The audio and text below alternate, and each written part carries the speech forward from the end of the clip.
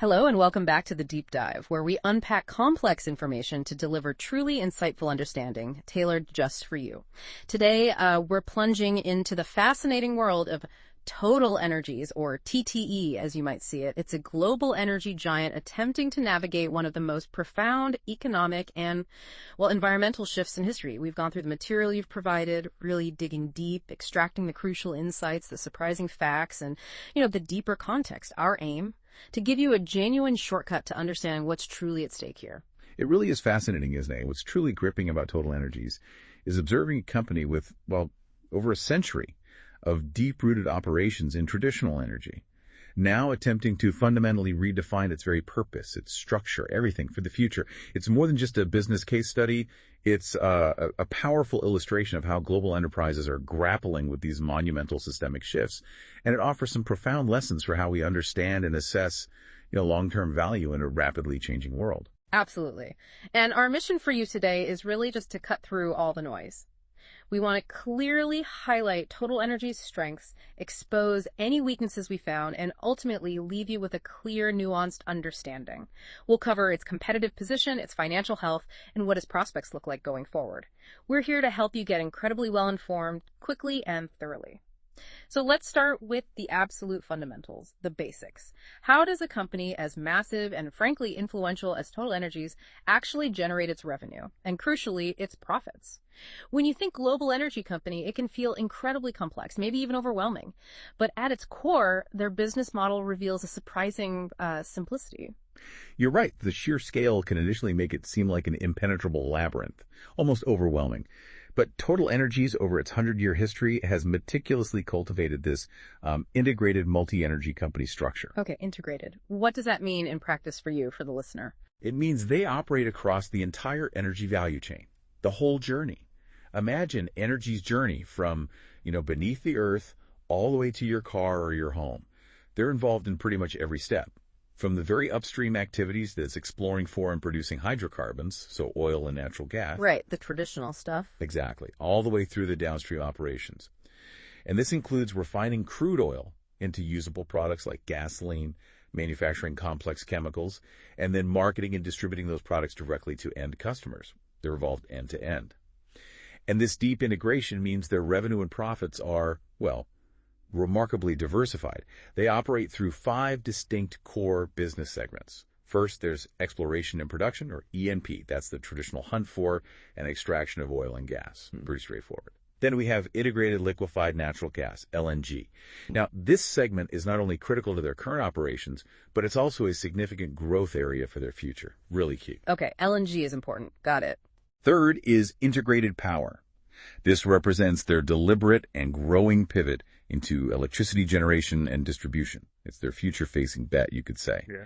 And finally, rounding out their portfolio are the more established downstream segments, refining chemicals and marketing and services. So through these segments, they sell an incredibly vast array of energy products. Obviously, there's crude oil, natural gas, and that LNG we mentioned, but also a wide range of petroleum products that reach you through their global network of over 13,000 service stations. You've probably filled up at one. Yeah, definitely seen those stations. Right. And they're also a large-scale manufacturer of chemicals and increasingly biofuels. And importantly, an ever-growing portion of their business now involves generating and selling electricity. This electricity is sourced from both natural gas power plants, providing that reliability, and a rapidly expanding portfolio of renewable assets like solar and wind. But it's crucial, really crucial, to understand the symbiotic relationship here. While they are diversifying, aggressively even, their traditional hydrocarbon segments, that's the E&P, the integrated LNG and refining and chemicals, these are still the primary engines of cash flow for the entire enterprise. So the old business funds the new one. Precisely. These segments generate the substantial capital that is absolutely necessary to fund 2 critical areas. First, robust shareholder returns, dividends, buybacks. And second, the truly massive strategic pivot the company is making into that integrated power segment we just discussed. It's a foundational bridge, connecting their past to their future, funded by that past. That's fascinating because it feels like a very traditional, almost timeless business model at its core, doesn't it? Finding, producing, transforming, and selling energy. But what's truly insightful here, I think, is how TotalEnergies is marrying that enduring human need for energy with the profound shifts happening in how we get that energy. It makes their model seem surprisingly resilient. What's the underlying demand trend you're seeing that makes this model so relevant, so durable for the long term? You've absolutely hit on the essence of it there. The beauty of this model, despite its immense scale and its inherent complexity, lies in its fundamental simplicity and its alignment with a non-negotiable global demand for energy. That's the key. While the form of energy consumed is undeniably evolving, I mean, we're witnessing a clear global transition towards lower carbon sources. That's undeniable. The underlying demand for energy itself is structurally supported by powerful long-term trends that are, frankly, virtually impossible to ignore. Like population growth. Exactly. Consider this. The global population is projected to increase by nearly 2 billion people by 2050. That's huge. And simultaneously, we anticipate a corresponding rise in global living standards, particularly in developing nations. Both of these demographic and economic trends are inextricably linked to increased energy consumption. You simply cannot lift billions of people out of poverty or significantly improve their quality of life without providing access to more and more reliable energy. It's fundamental. Okay, so the demand is there, just changing shape. How is TTE's strategy built for that? Well, TotalEnergies' strategy is explicitly designed to endure through this evolving landscape, not just survive it. They've built their entire approach on two foundational pillars. The first is oil and gas, but with a very deliberate and significant emphasis on LNG, as we mentioned. Now, this pillar isn't just about meeting the world's current and near-term energy needs. It's just as critically there to generate the cash to finance the enormous investments required for the energy transition. It's the engine funding the change. Exactly. The second pillar is integrated power, which is entirely focused on electricity. TotalEnergies has clearly identified electricity as the energy form that will be at the very heart of the global transition, the primary vector for decarbonization. And this dual-pillar approach is profoundly pragmatic. It's not driven by idealism, though they talk about sustainability. It acknowledges a fundamental global reality. The global energy system still relies on fossil fuels for about 80% of its needs. 80%. Wow, still at high. Yeah. This cannot be transformed overnight, nor even over a single decade, without causing immense economic and social disruption. It just can't.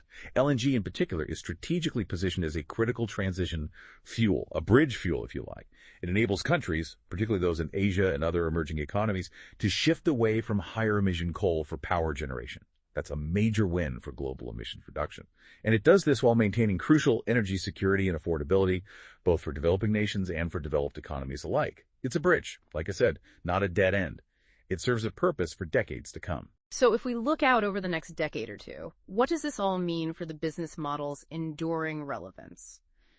It seems to suggest that TotalEnergies isn't just tethered to the fate of, say, crude oil alone, but rather to that broader, unwavering global demand for comprehensive energy solutions, whatever they might be. Precisely. You've nailed it. The long-term relevance of TotalEnergies' business model isn't tied to the isolated fortunes of just crude oil or natural gas or even renewables in isolation. No. Instead, it's tethered to that overarching, fundamental, and unwavering global demand for comprehensive energy solutions. All of the above, basically. As the world navigates this complex, multi-decade transition, energy demand isn't just going to disappear. It will shift, it will evolve, it will diversify. And TotalEnergies is deliberately positioning itself to capture that demand, no matter its form or source. Their diversified portfolio, encompassing both traditional hydrocarbons alongside a rapidly scaling integrated power business, makes them exceptionally resilient. So they can flex with the market. Exactly. They're designed to meet diverse energy needs across different geographies and various stages of economic development. It's about fulfilling the evolving energy appetite of a growing, modernizing world, providing reliable and affordable energy across the entire spectrum, whether it's, powering a car today or a smart city tomorrow. This flexibility makes them less exposed to the boom and bust cycles of a single commodity and more geared towards the broader, more stable, and ultimately growing demand for all forms of energy. That structural demand for energy really sets the stage. It's a strong foundation. But even with that powerful tailwind, every great business needs a defensible fortress, right? Right. To protect its profits from competitors. What are the key competitive advantages, the moats that TotalEnergies has built around itself? What are those walls? You've hit on a critical point there. For TotalEnergies, their competitive fortress isn't just one thing. It's a powerful combination of two primary economic moats: cost advantages and intangible assets. And these aren't just minor benefits. They are deeply ingrained structural advantages that have been built literally over decades. Okay, let's break those down. Cost advantages first. Right, cost advantages. TotalEnergies benefits immensely from the sheer economies of scale inherent in its global operations. Just being that big helps. Running an enterprise of this magnitude means they can achieve efficiencies in procurement, logistics, technology deployment, things that smaller or newer players simply cannot replicate. But even more crucially, they have preferential access to a portfolio of low-cost, long-life hydrocarbon reserves. This is a genuine game changer in the energy world. Meaning the oil and gas they find is cheaper to get out. Essentially, yes. Imagine finding oil or gas that costs significantly less to extract and process than your competitors' reserves. That immediately translates into higher margins and far greater resilience during those inevitable price downturns. Their vertically integrated business model also provides significant structural resilience. We touched on this earlier. Because they control various points in the value chain, from upstream exploration and extraction to midstream transportation and downstream refining and distribution, they can capture margins at each stage. So they make money multiple times along the way. Correct. This internal synergy allows them to better withstand the notorious volatility of raw material prices. For instance, if crude oil prices drop, the refining and marketing segments might actually benefit from lower input costs. This can effectively offset some of the pain experienced by their upstream production side. It's a natural hedge built into the business structure. And it's not just about the assets they own, it's also about disciplined operations. TotalEnergies has a relentless, and I mean relentless, focus on cost control across its entire enterprise. In their upstream operations, they strategically target projects with technical costs below $20 per barrel of oil equivalent. That's quite low. And they aim for an after-tax break-even point of less than $30 per barrel. They even strive to maintain operating costs below $5 per barrel of oil equivalent. That sounds incredibly disciplined. It is. This relentless focus on operating at the low end of the cost curve provides a formidable and durable advantage over higher-cost producers. It essentially pushes those higher-cost players out of the market during tougher economic times. They survive, others don't. Okay, that covers cost advantages. What about the other moat, intangible assets? That sounds less concrete. It is less concrete, but perhaps even more powerful and difficult to replicate. This moat is built on trust, reputation, and expertise. It consists of literally decades of accumulated technical expertise. We're talking about the specialized know-how required to develop and manage some of the world's largest and most complex energy projects. These aren't simple operations, They involve cutting-edge engineering, massive logistical undertakings, managing billions of dollars, and the ability to navigate incredibly challenging geological and environmental conditions. Often in tricky political places, too, I imagine. Absolutely. Often in politically sensitive regions. That kind of experience isn't something you can just buy off the shelf. It's earned through a century of trial, error, success, and learning. But even more critically, perhaps, TotalEnergies possesses deep-rooted, multi-decade relationships with governments and national oil companies around the world. These aren't just handshake deals or simple contracts. These are strategic partnerships built on profound trust, demonstrated reliability, and mutual benefit that have been cultivated, in some cases, over generations. Wow. Generations. Yes, these relationships are absolutely essential for securing preferential access to the world's most attractive and cost-competitive resources. The best projects, basically. This is an advantage that is exceptionally difficult, if not impossible, and certainly incredibly time-consuming for new entrants or less established competitors to replicate.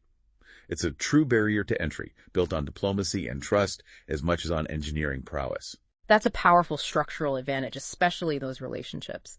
Can you give us a concrete, real-world example of this moat, maybe particularly the intangible asset part actively playing out in the market, something that really showcases its strength and maybe kept competitors at bay? Absolutely. A perfect, very clear illustration of this moat in action, especially the power of those intangible relationships, is TotalEnergies' significant role in Qatar's North Field East LNG project, the NFE project. Qatar LNG, that's huge. Huge is an understatement. This is arguably the largest single LNG project in the entire world, an undertaking of truly massive scale and importance for global gas supply. So back in 2022, when Qatar Energy, the state entity controlling these immense low-cost gas reserves, announced the first international partner for this flagship project. Guess who it was? TotalEnergies. TotalEnergies. Now think about the significance of that for a moment. Qatar possesses some of the largest and lowest cost natural gas reserves on the entire planet, truly world-class. they had their pick of virtually any energy company in the world, every single major player would have been vying for a piece of this project, throwing everything they had at it. Makes sense. A golden ticket. Exactly. Yet their decision was to select TotalEnergies first. Why? It wasn't just about financial might, although TTE certainly has that. It was explicitly cited as a direct result of a strategic partnership that has spanned over 30 years. And crucially, the quote was about the profound trust that the teams have developed together. That phrase, profound trust, truly highlights the unparalleled power of these intangible assets. You can't fake that. So what did they get? TotalEnergies was awarded a significant 25% interest in a new joint venture, which in turn holds a 25% stake in one of the project's 4 massive 8 million tons per annum LNG trains. That's a big slice. It's a substantial piece of a generational asset, a project that will generate enormous cash flow for decades to come, reliably and at low cost. So this intangible asset, the deeply embedded relationship of trust granted TotalEnergies access to an exemplary, low-cost, and importantly, low-emission project. And that, in turn, powerfully reinforces its existing cost advantage mode. This is a fortress wall that sheer capital alone simply cannot easily scale. You can't just throw money at this problem and instantly build the kind of trust and partnership that has been painstakingly cultivated over decades. It's a vivid demonstration. That Qatar example truly illustrates the power of those relationships and that long-standing trust. It's really compelling. But looking to the future now, is this competitive fortress actually growing stronger? Or are there forces working to erode it, especially in this rapidly changing energy landscape? What's the trajectory of this economic moat? Is it stable, widening, shrinking? That's a critical question for any long-term investor thinking about this company. My assessment, looking at all the pieces, is that the moat trajectory for TotalEnergies is best described as stable to widening. Let me explain why. Okay. Let's break that down. The moat protecting their legacy oil and gas business, the traditional core, is undeniably stable. Their immense scale, their proven low-cost production profile, and especially that privileged access to premier resources, like the Qatar example we just discussed, these are all very secure advantages. They're not going away quickly. Plus, they are already the world's third largest LNG player, controlling roughly 10% of the global market. And they're not standing still. They are actively consolidating and expanding that formidable position. So the core is solid? Very solid. This isn't a shrinking pie for them. It's a strategically managed, highly competitive piece of the global energy puzzle that they continue to strengthen. Yeah. So for the core hydrocarbon business, the moat is robust and, I'd say, well-defended, stable. Now here's where it gets particularly interesting and where the moat shows clear potential to actually widen. This comes directly from how the company is executing its strategic pivot into that integrated power segment. The electricity side again. Exactly. They are explicitly attempting to replicate their highly successful integrated model, the one that works so well in oil and gas, and apply it to this new electricity business. In doing so, they are actively building a new, potentially durable competitive advantage in what will be a critical future energy sector. How are they doing that specifically? Well, their strategy involves combining their existing deep expertise in large project management. I mean, think of developing and operating massive oil and gas facilities, complex undertakings with their sophisticated global trading capabilities and advanced risk management skills. They are taking these core competencies, which are world-class, and applying them to a growing portfolio of renewable generation assets, primarily solar and wind farms. But, and this is the absolutely crucial part, they are integrating these intermittent renewables with flexible generation assets like natural gas power plants and large-scale battery storage. It's the integration that's key. Why is that integration so important? Because this integrated approach allows TotalEnergies to offer something that many pure-play renewable developers simply cannot match. Think about it. A dedicated solar or wind developer, no matter how efficient, is inherently beholden to the weather. The sun doesn't always shine, the wind doesn't always blow. We all know that. What TotalEnergies can offer by truly integrating renewables with flexible, dispatchable gas-fired power and storage is reliable, low-carbon electricity that's available 24/7. They've even coined a term for it, clean, firm power. Clean, firm power. Okay. This integrated offering directly addresses the critical challenge of intermittency in renewable energy. It solves a major problem for the grid and for customers. By providing this consistent, reliable power, they are creating a significant point of differentiation in the market. This isn't just another utility selling electrons, it's a unique value proposition. And that has the potential to create a new, truly widening economic moat in the energy system of the future. It potentially allows them to provide a higher value product, which in turn could lead to superior returns, cementing their competitive position in the evolving energy landscape long term. Okay, that makes sense. Moving beyond the massive industrial scale and those strategic government-level partnerships, what's the ground truth? What's the day-to-day experience like? How do actual customers and employees experience TotalEnergies? This kind of scuttlebutt, the word on the street, often reveals crucial operational insights, things you won't find easily on a balance sheet. You've put your finger on a really fascinating and, frankly, somewhat concerning dichotomy within the company. It's quite stark.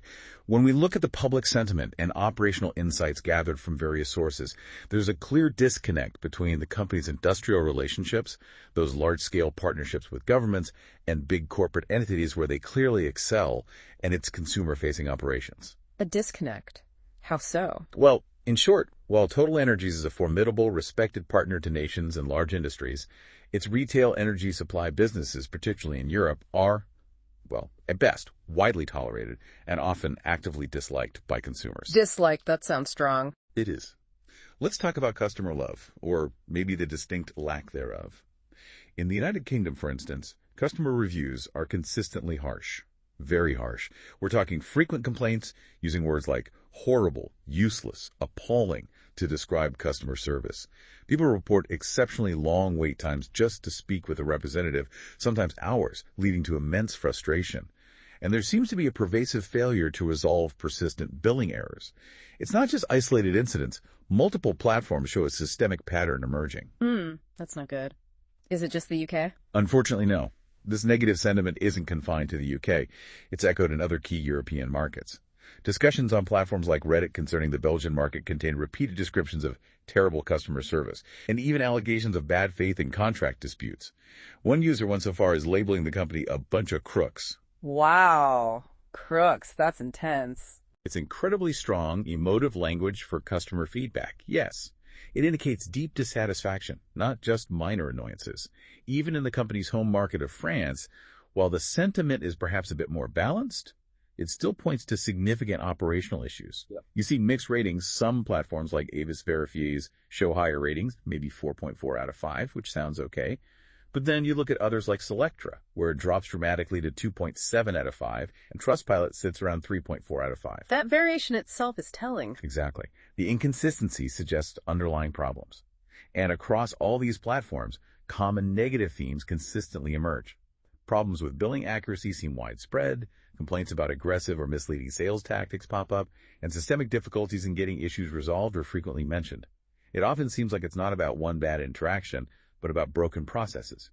Interestingly, when you do find positive reviews, they often praise the professionalism and patience of individual agents. So the people might be okay. But they almost always implicitly or explicitly criticize the broader organizational processes that seem to fail those very agents and ultimately the customers they're trying to help. It points to systemic issues, not just bad apples. Okay, so a tough picture on the customer side. But what about internally? What's the employee perspective? Is it just as negative? This is where the picture flips dramatically. In complete stark contrast to the customer experience, employee sentiment appears to be generally positive, often quite enthusiastically so. Research from platforms like Reddit and employee review sites indicates that TotalEnergies is widely viewed as an employer that provides great total compensation. Pay and benefits are good, and a great work-life balance, particularly in its corporate and engineering roles. That's a big contrast. Huge. Employees frequently highlight the company's strong safety culture as a core value, which is incredibly important, obviously, in an industrial business of this nature and scale. They also point to the strategic focus on renewables as a significant source of professional motivation and opportunity. For engineers and corporate talent working on cutting-edge energy transition projects is seen as a powerful draw for career development and making an impact. So the mission resonates internally. It seems to, yes. And importantly, compensation packages are widely regarded as competitive, often above market averages. This suggests the company is very successful in attracting and retaining the high-level technical and corporate talent essential for its long-term success, and that complex strategic shift we've been discussing. They can get and keep the engineers they need. Wow, that's a genuinely striking dichotomy. It almost feels like you're describing two different companies operating under the same roof. How does a split like that, where one side of the business, the technical corporate side, is clearly thriving internally, while the other, the customer-facing side, struggles so publicly, how does that impact TotalEnergies' ambitious long-term strategic pivot, especially as they aim to become more consumer-focused with this integrated power push? That's the multi-billion-dollar question, isn't it? This dichotomy presents a truly critical strategic consideration. It's far more than just a minor operational quirk or something they can fix with a new call center script. The company's entire future growth trajectory and the massive investments it's making are explicitly tied to the successful execution of its integrated power strategy. Which means selling electricity directly to people. Exactly. What does that mean in practical terms? It requires selling electricity directly to millions of retail and business customers. This strategic pivot means TotalEnergies is becoming more of a consumer-facing business than at any other point in its century-long history. It's a fundamental shift in their interaction model. Therefore, the widespread evidence of systemic weakness in its existing customer service operations is not just a minor operational headache, it is a direct, substantial threat to a central pillar of its long-term strategy, a really significant one. How specifically does it threaten the strategy? Think about the implications. A poor reputation for service can severely impede customer acquisition. It just costs them more to get new customers in the door, potentially wiping out already thin profit margins in the utility space. It also dramatically increases churn rates, meaning existing customers are much more likely to switch providers as soon as their contract is up. Loyalty is hard to build with bad service. And perhaps most damagingly in the long run, it can significantly damage the brand equity that TotalEnergies is investing billions to build in the low-carbon energy space. They want to be seen as a green leader, but poor service undermines that image. It's a very difficult reputational hole to dig out of once you're in it. So even if the engineering is great. Precisely. While the company's ability to attract and retain its core engineering talent is a significant strength, they clearly have the people to build the assets and execute the complex industrial projects.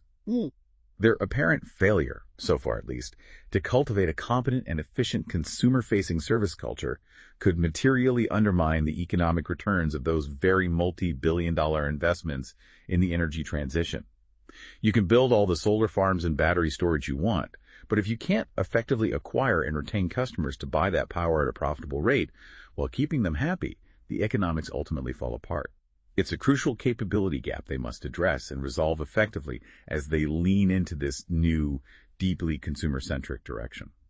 Given the sheer scale of the operation, the complexity and these monumental shifts TotalEnergies is navigating, the leadership at the helm becomes absolutely paramount, doesn't it? Who's steering this massive ship, and what's their core philosophy, their guiding principle, as they navigate TotalEnergies through these turbulent, transformative waters? The helmsman at TotalEnergies is Patrick Pouyanné.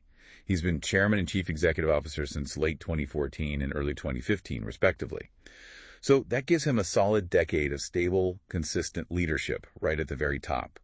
And in a period of such profound transformation for the company and the industry, that consistency is an invaluable asset. A decade is a good long run. What's his background? His background is quite unique, actually. He began his career not in industry, but in French government ministries, dealing with industry and technology. He only joined the company, which was then Total, back in 1997.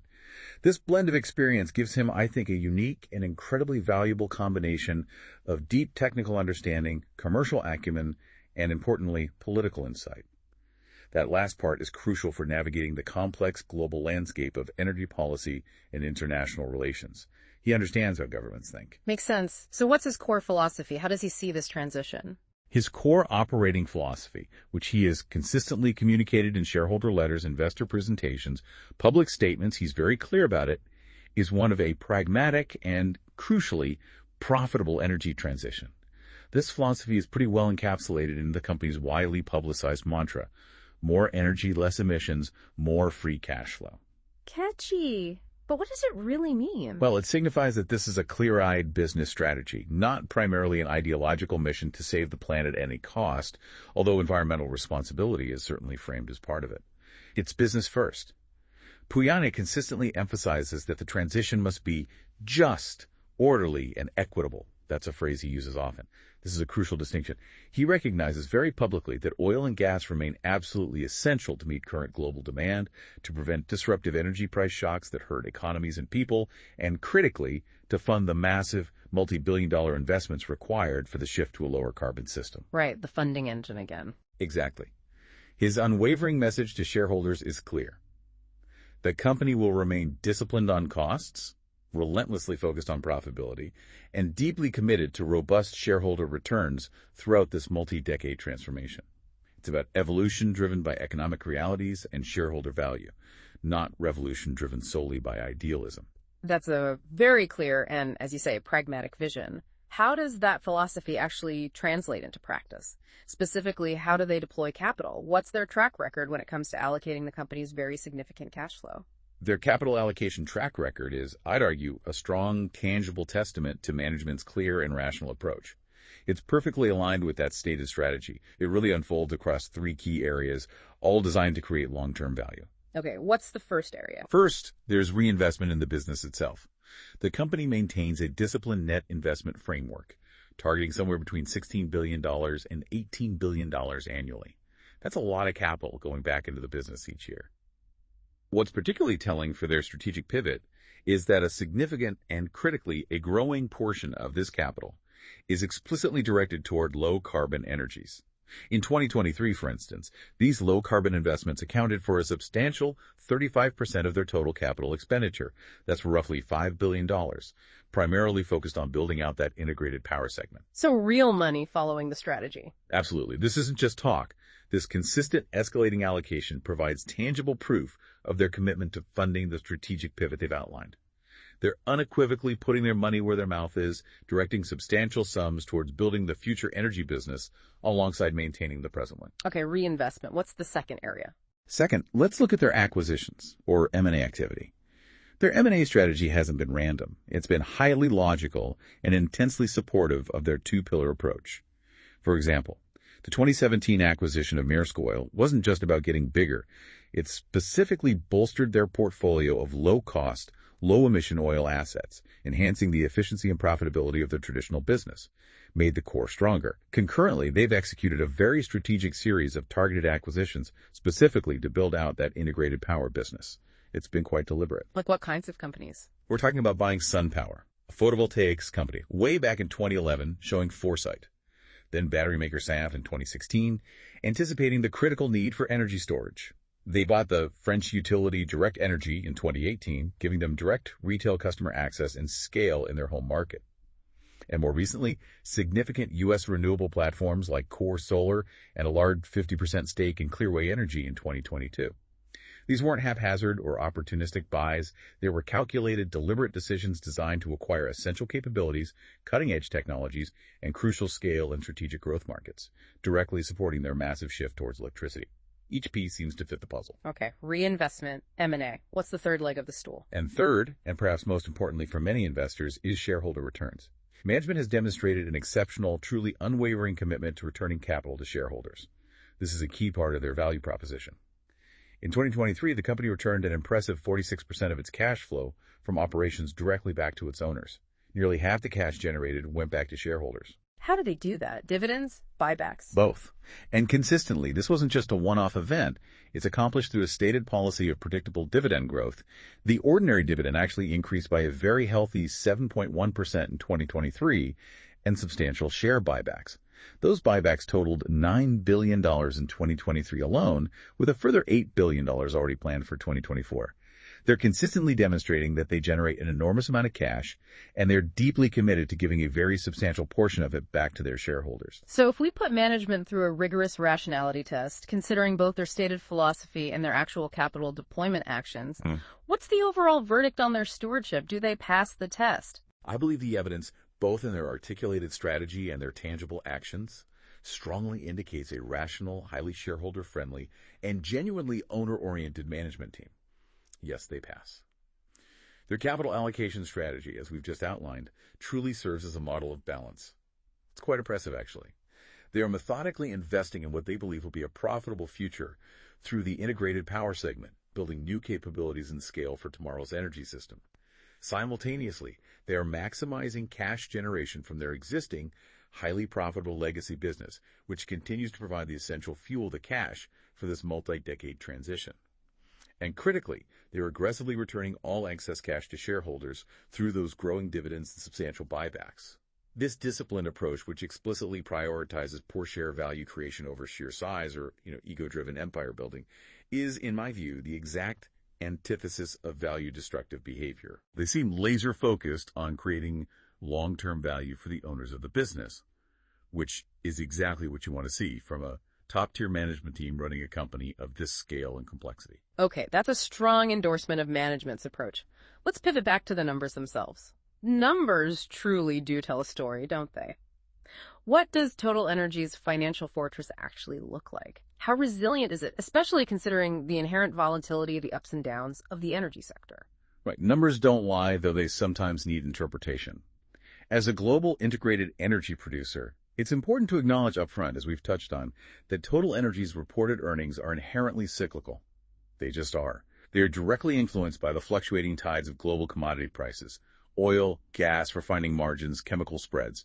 For example, revenue and net income surged to record levels back in 2022 when energy prices went through the roof. Then, as prices receded somewhat in 2023, those numbers naturally normalized. That's the expected pattern. So it's always going to be a bit of a roller coaster on the surface. On the surface, yes. This is simply the nature of the beast in the energy sector. You can't escape that commodity price influence. However, and this is the crucial point, it's vital to understand that this top-line cyclicality actually masks an underlying profound resilience and power in the company's earnings engine. The business has demonstrated an impressive ability to remain profitable even through significant industry downturns, like the one we saw in 2020. More importantly, it generates enormous volumes of cash flow, even at what you'd call mid-cycle commodity prices, not just at the peaks. Can you give an example of that resilience? Sure. Take 2023. Management themselves described it as a softer environment compared to the prior record year of 2022. Prices were down significantly. Yet even in that softer environment, TotalEnergies still generated an impressive $23.2 billion in adjusted net income and a staggering $35.9 billion in cash flow from operations. $36 billion in cash flow in a soft year. Exactly. That performance truly underscores the fundamental strength and the low-cost nature of its underlying asset base. This isn't a company teetering on the edge when prices drop a bit. It's a cash-generating machine that can weather significant volatility due to its operational efficiency, that integrated model we discussed, and its robust low-cost asset portfolio. That's a powerful demonstration of underlying resilience. Can you walk us through some key quality ratios, maybe over the past 5 years or so, that really confirm the high quality of this business, despite that surface cyclicality, numbers that cut through the noise? Absolutely. The quantitative data, when you dig into it, beyond just the headline revenue and net income, paints a very clear picture of a high-quality, fundamentally resilient, albeit cyclical, enterprise. Let's look at 3 key ratios that really tell the financial story of quality and strength. Okay, what's the first one? First, let's look at return on average capital employed, or ROACE. This is perhaps the most critical indicator of a superior business. Why? Because it measures how efficiently a company generates profits from the capital. It invests both debt and equity. A consistently high ROACE, especially one above the company's cost of capital, tells you that the business has a strong, durable competitive advantage. It's effectively creating value. And how does TTE stack up here? Exceptionally well. TotalEnergies consistently surpasses its cost of capital on this metric, indicating excellent capital allocation and strong competitive positioning. It peaked at an extraordinary level near 28% in 2022.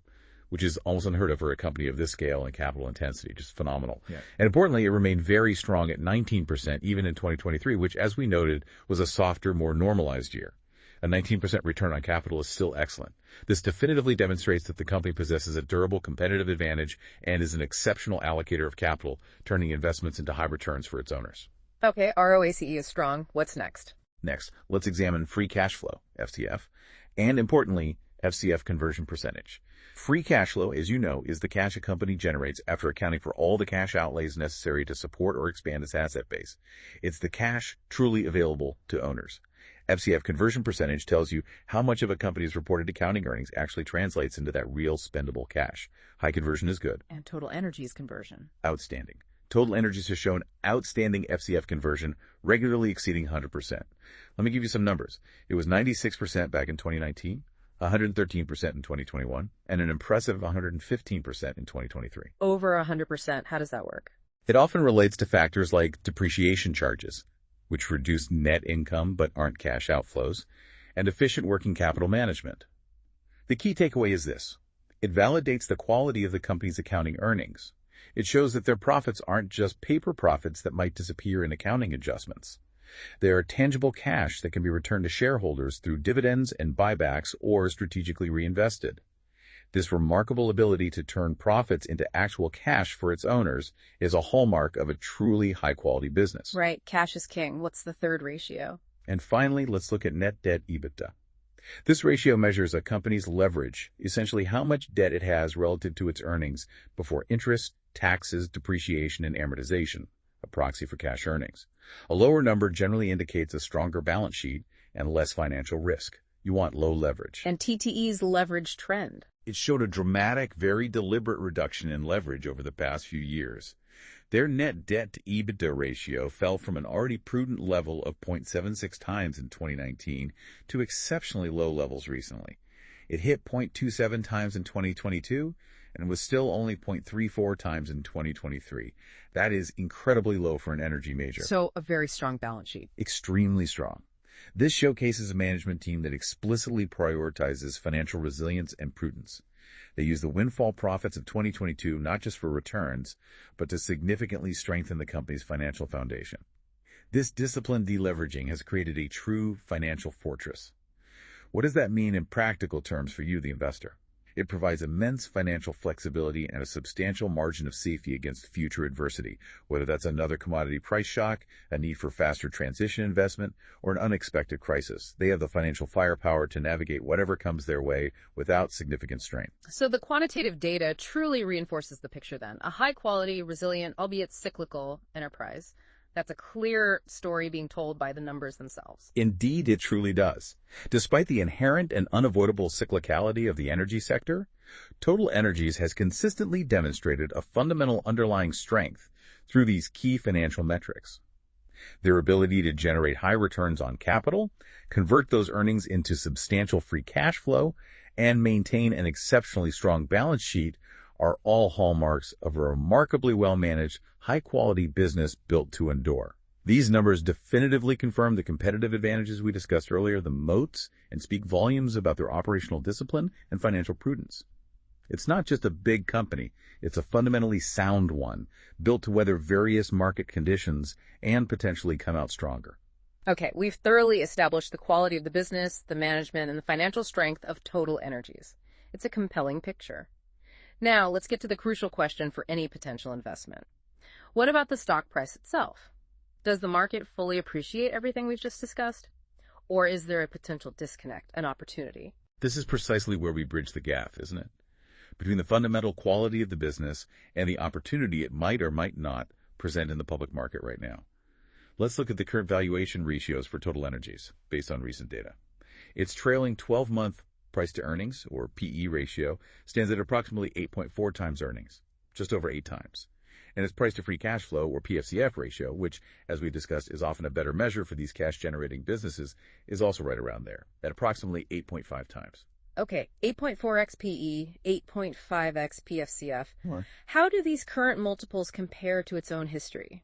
Is this a normal valuation range for TTE, or is there a noticeable disconnect when you look back over time? That's the vital context we need to properly interpret these numbers.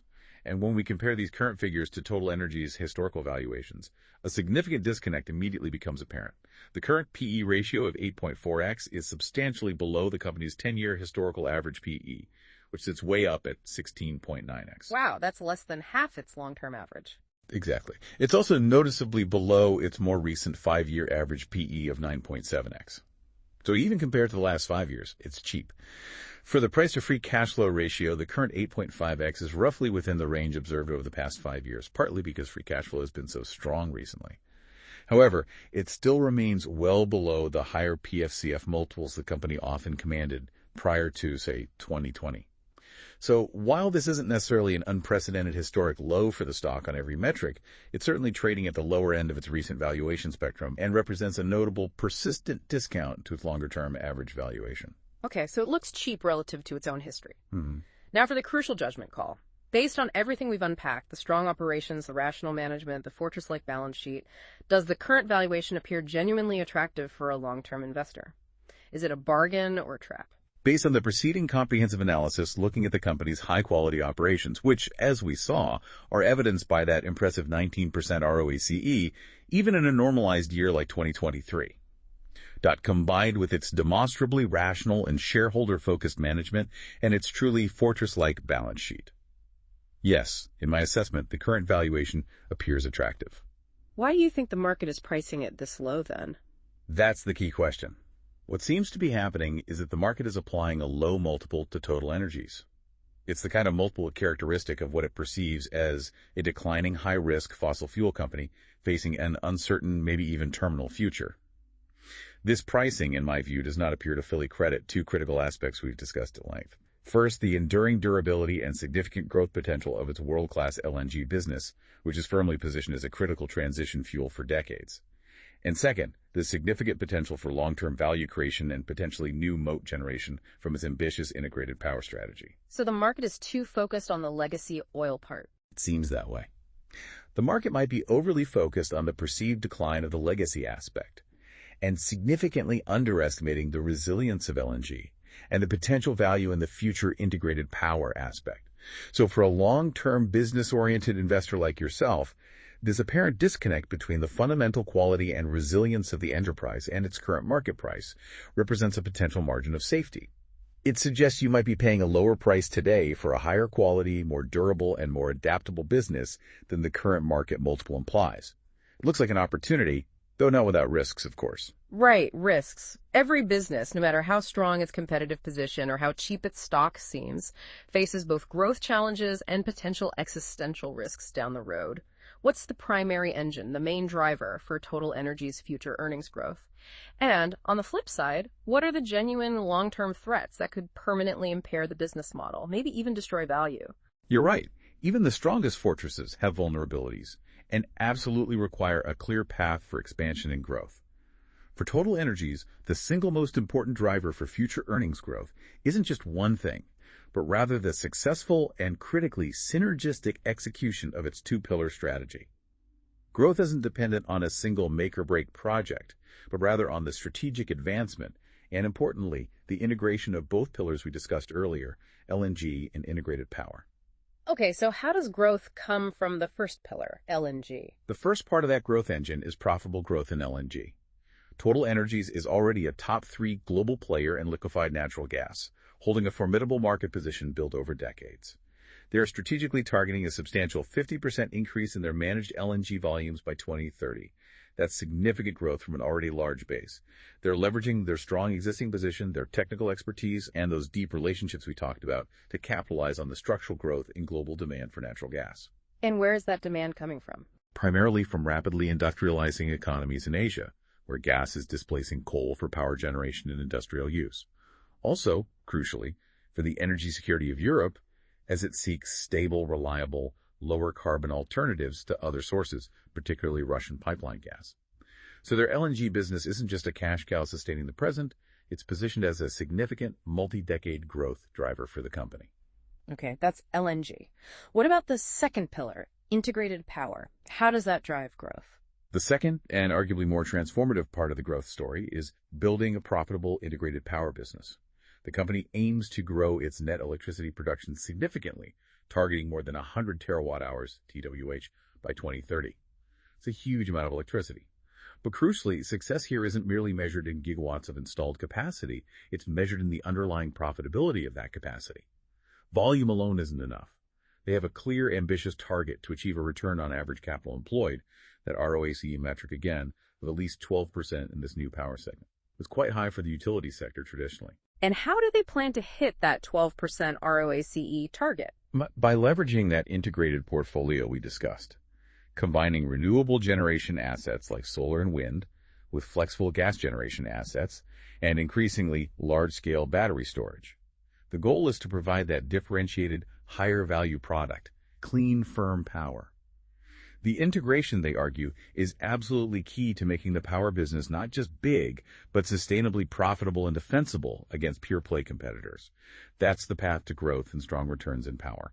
Okay, those are the growth drivers. But despite these strengths and ambitious plans, what are the genuine long-term, even existential risks?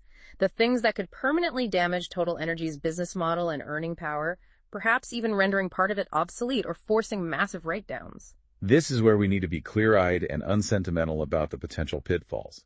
There are definitely risks, and some are significant. I see 3 primary permanent impairment risks that could seriously impact TotalEnergies' long-term business model and earning power. What's the biggest one? The most significant long-term threat, the one that hangs over all large energy companies today, is undoubtedly stranded asset risk. Imagine a scenario maybe driven by policy, maybe by technology breakthroughs where the global energy transition accelerates far faster and becomes more disruptive and radical than even the most aggressive current forecasts predict. In such a scenario, a significant portion of the company's vast, long-life oil and gas reserves assets that cost billions upon billions to discover and develop, booked on their balance sheet, could become economically unviable before the end of their planned operational life. Stranded. Meaning they can't make money from them anymore? Exactly. Or not enough money to justify the investment. This isn't just about slightly lower profits. It could force massive asset write-downs on their balance sheet, potentially leading to a permanent impairment of invested capital. Billions wiped out. And this isn't just a theoretical risk dreamt up by activists.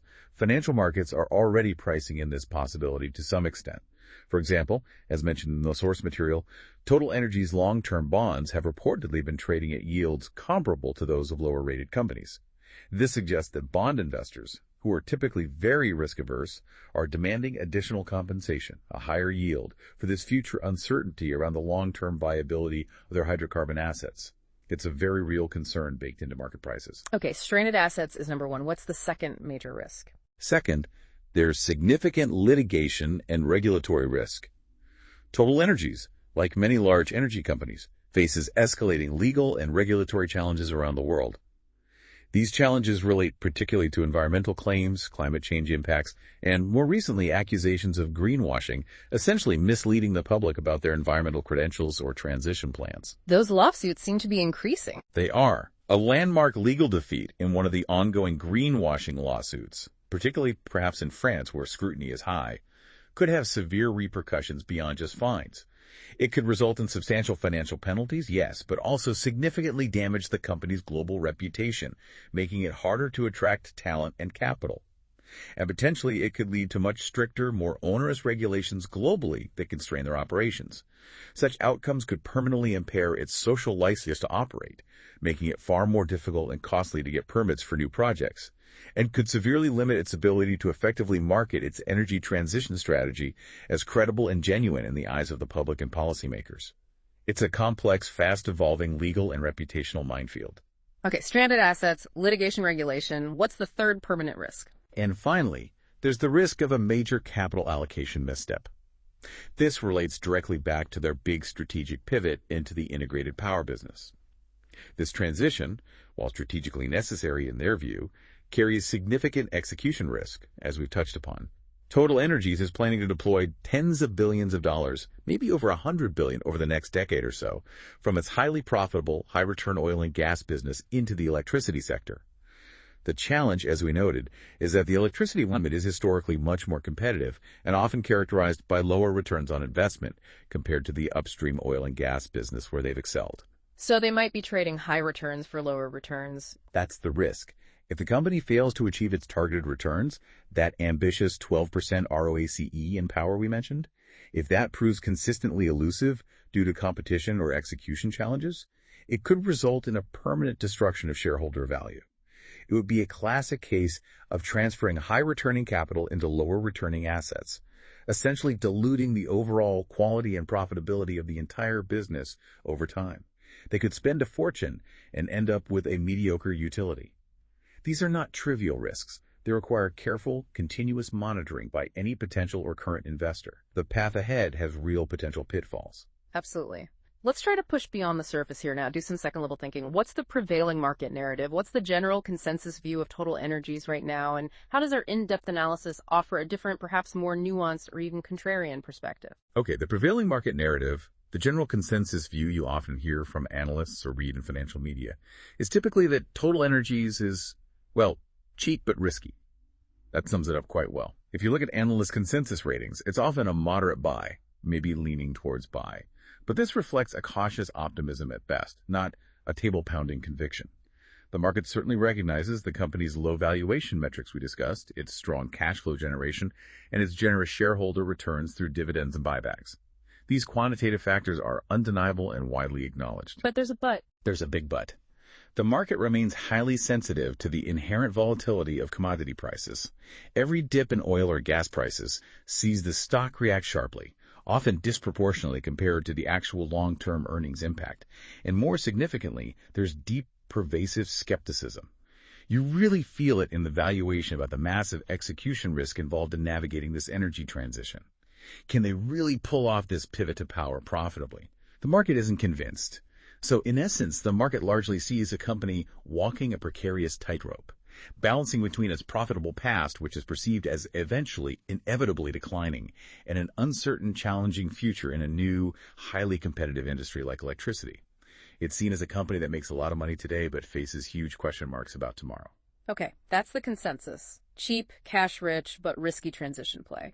Where does our deep dive truly diverge from that consensus? What's the contrarian or perhaps just more insightful view here, based on everything we've unpacked? Our deep dive diverges from that consensus, primarily by placing a much, much higher value on the synergistic nature and the potential long-term durability of TotalEnergies' integrated model, especially how the two pillars interact.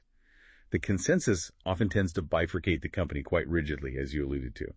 There's the bad or declining legacy business, which is oil and gas, especially oil.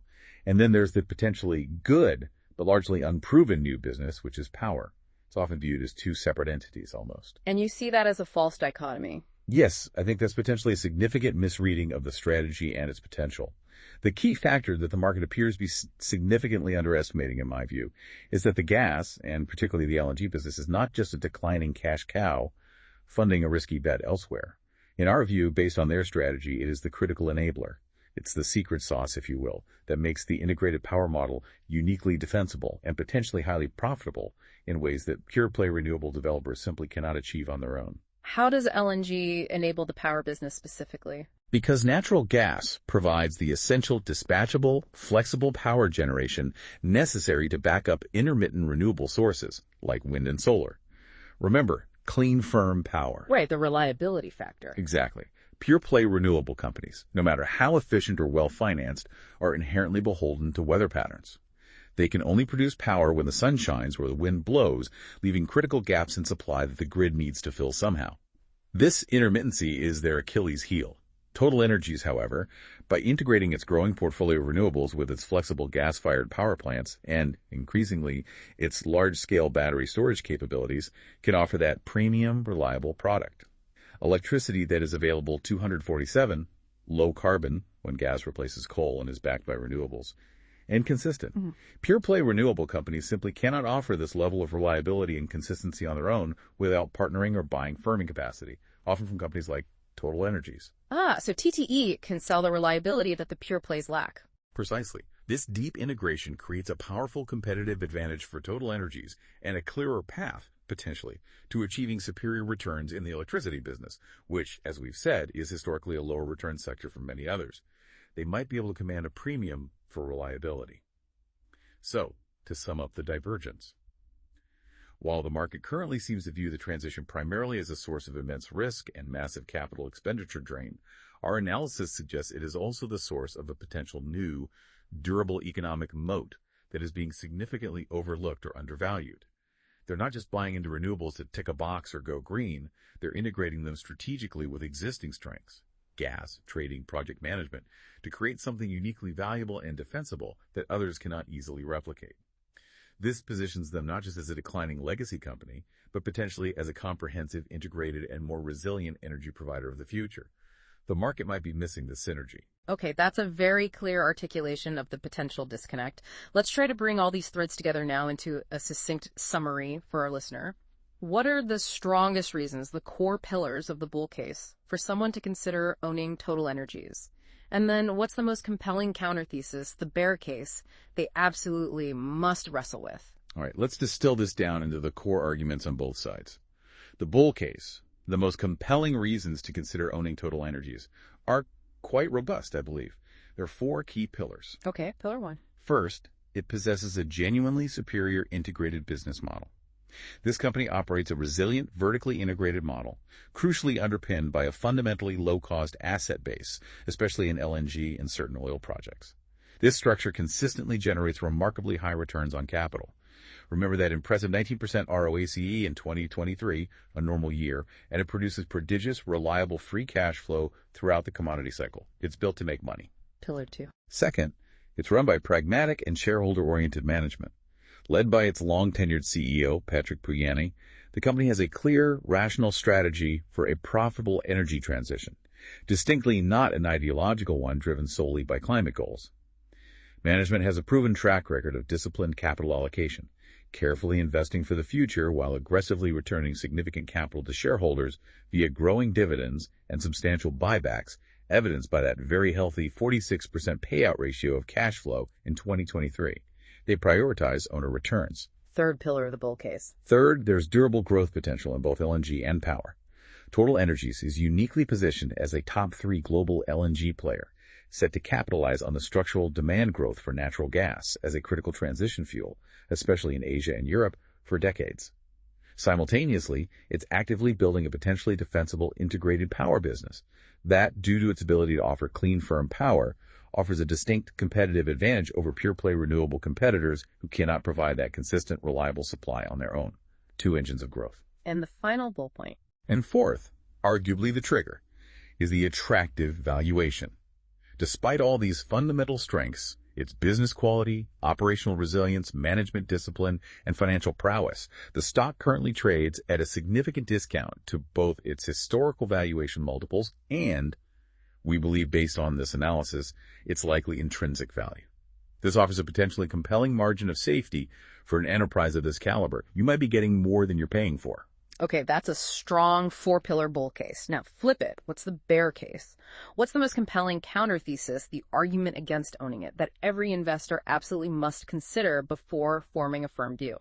Right, you have to consider the other side rigorously. The bear case also rests on some significant points.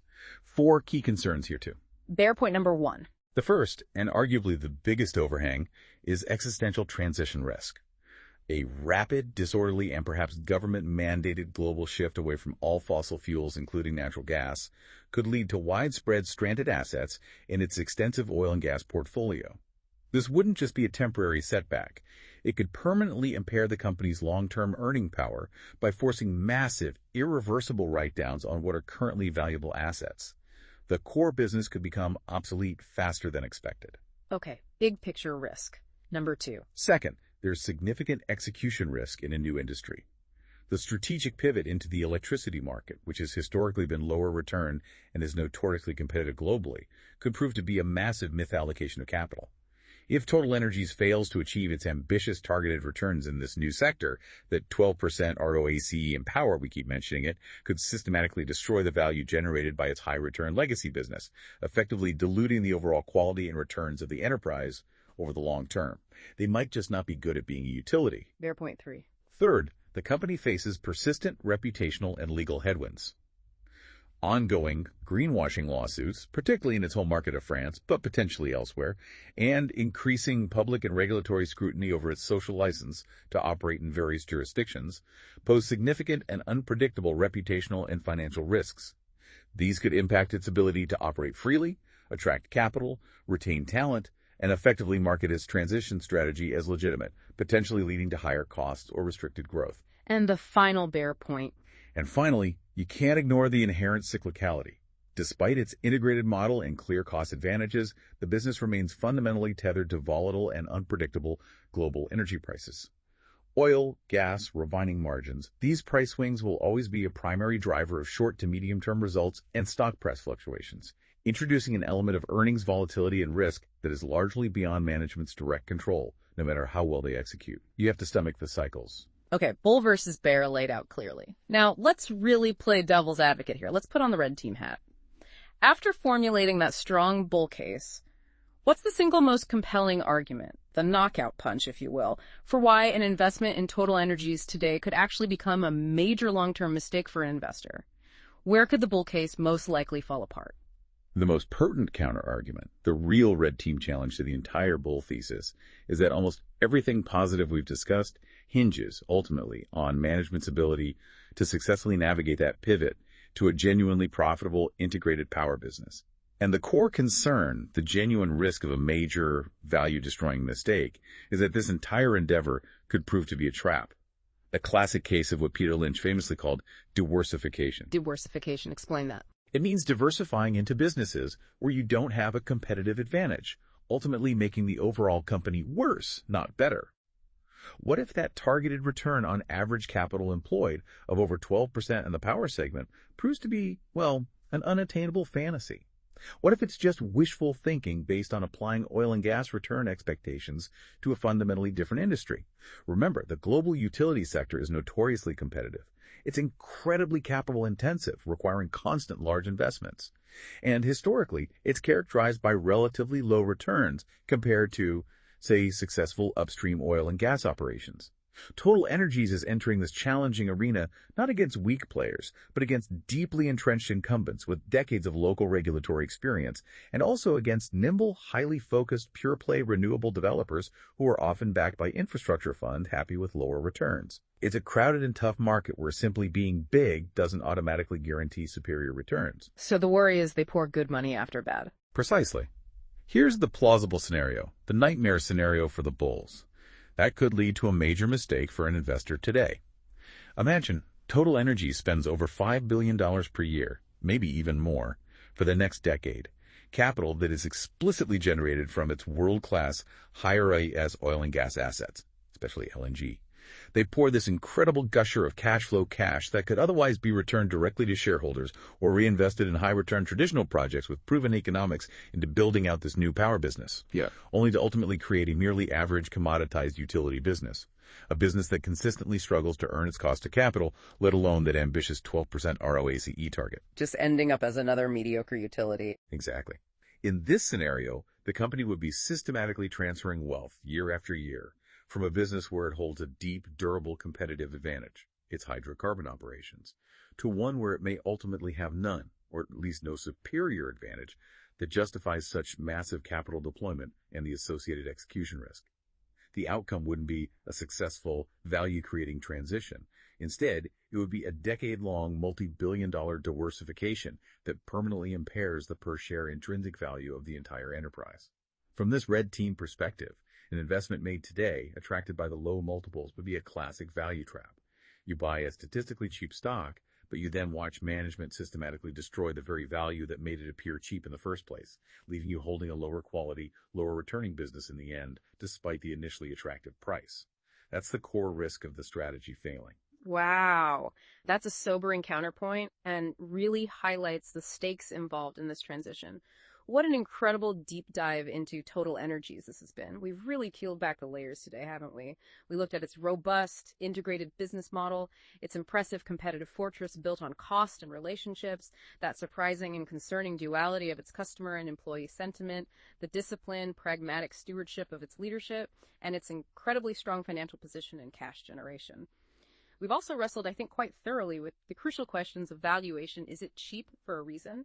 And the very real risks and significant opportunities that lie ahead in this energy transition. Hopefully this detailed discussion has given you, our listener, a far clearer, more nuanced picture of this complex, fascinating company and how it's truly positioned warts and all for the future. It absolutely has. And this deep dive, looking at all the facets, really raises an important, almost philosophical question for you to ponder as you think about energy investing today.